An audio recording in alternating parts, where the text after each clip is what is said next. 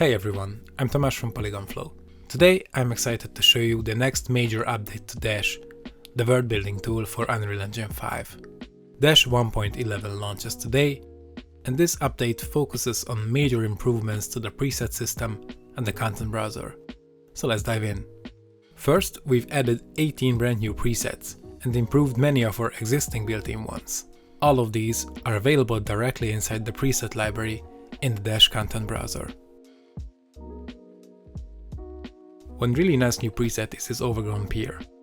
To use it, I can simply drag and drop it from the content browser into my scene. And as you can see, it's fully procedural, meaning I can move the curve points or adjust any of the tool settings at any time. We've also added several new forest presets, but instead of simply dragging one into the scene, let's use one of our new features, Drawable Presets. Drawable Presets let you directly draw supported presets into your level, making it much faster to sketch out environments using reusable procedural setups. For any preset with this icon, I can hold Ctrl, drag and drop the preset, and select Draw Preset. This opens the Curve Draw mode. Since this preset is based on a surface scatter, the area I draw becomes the area where the forest appears. And once I hit stop, the forest preset is generated automatically.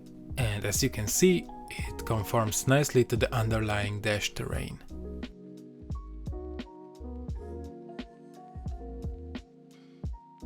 Let's try another example using the path-based preset like this custom fence. Once I draw the curve, the compound consisting of the quick pipe and the cable tool is created automatically.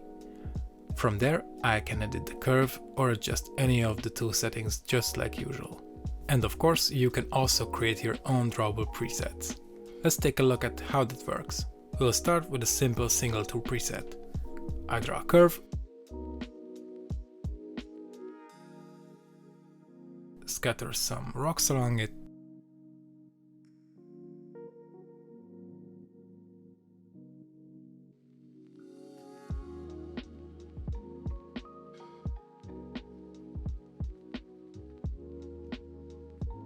and save it as a preset.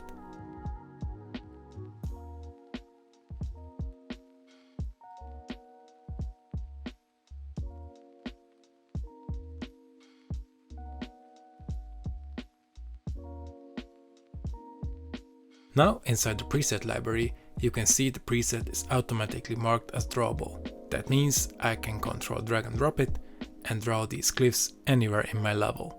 This automatic drawable behavior also works with surface scatter, quick pipe, cable tool, and road tool presets. Now let's create a more advanced drawable setup. I draw a curve,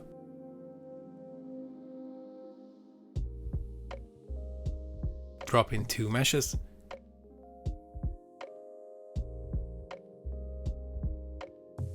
and tweak the distance settings. Then I click the little options menu next to the distance and choose Create New Compound. After that, I can select the compound I just made in the Tools panel and even rename it if I want.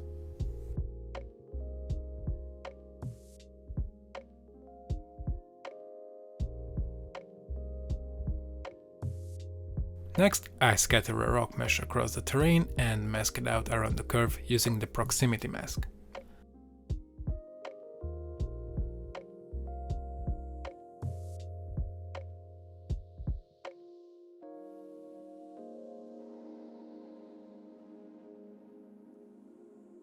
I'm also using the noise mask here, and I can add the setup to the compound as well.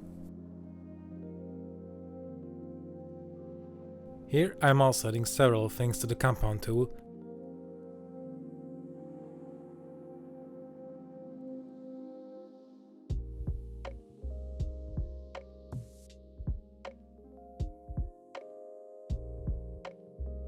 And it's important to add the surface setting as well.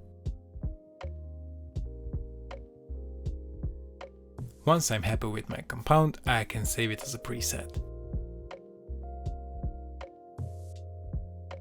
Alongside the basic preset information, there's now a new tab called Make It Drawable.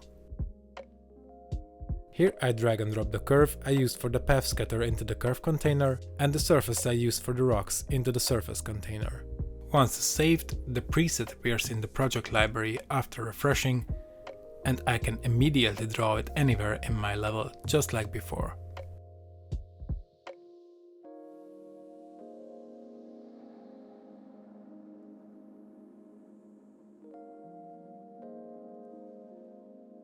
You can expand your presets freely anytime.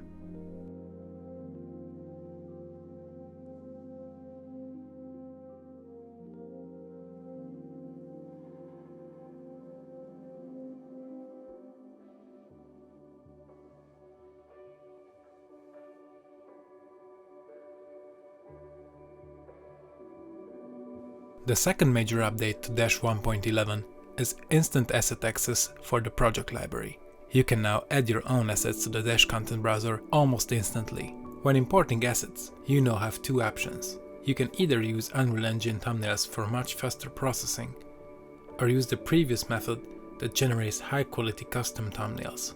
To add your own assets to the Dash content browser, simply select one of the multiple asset folders here on the left, choose between fast or slow processing, decide if you want AI search text enabled, and hit compute. Once the compute is finished, your assets will appear in the library.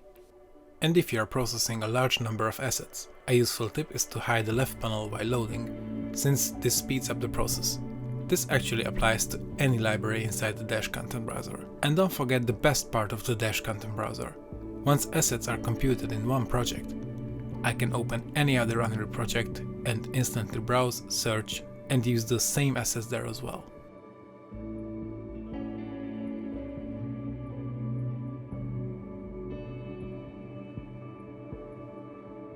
Another improvement to the content browser is the addition of search filters.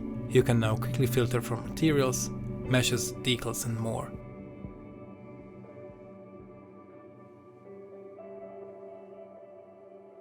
Filters can also be combined together, and they work alongside normal search terms, making it much faster to find exactly what you're looking for. And that's a quick look at Dash 1.11. This release introduces powerful new workflow improvements across presets, asset management, and the content browser, helping you build and iterate faster than ever inside Unreal Engine 5. The update is available from today. Thanks for watching, and see you in the next one.